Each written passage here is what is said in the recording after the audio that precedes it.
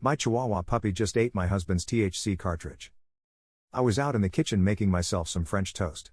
It was around 11 p.m. at the time and I absolutely should not have been cooking at that hour, but I'm pregnant so I 100% didn't care. Everything was smelling good, nothing was burning, life was good. I then glance over to my Chihuahua. He's a puppy, so he's usually closely monitored by me or my husband. Something seemed off though. His head was bobbing up and down and his legs looked pretty much useless.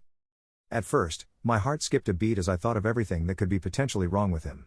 I went over and picked him up and tried to put him back on his legs, but he started whining and lied back down. This was my oh shit moment.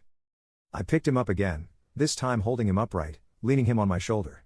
By this point, I had Googled every possible thing I thought could be wrong with him, but nothing seemed to fit the description. I quickly walked over to my husband and tried to explain what was going on. He stared at me blankly and said, I don't know. I ignored his response and put the puppy back on his bed. I went to grab him some food and water, then sure enough he came running to me in the other room, waiting anxiously, acting as if he hadn't just collapsed every time I tried to stand him up. In my mind I was like, okay, I guess you're fine then? But of course out of nowhere he flopped down again. At this point I was freaking out and thinking, oh my god, my puppy is dying. WTF am I gonna do? I'm the worst person ever. How could I let this happen? I rushed back into the room holding him. I was on the verge of crying, whilst trying to explain that our puppy need to go to the emergency vet, but he abruptly interrupts me and mumbles, not gonna lie, about 30 minutes ago I caught him getting into one of my carts.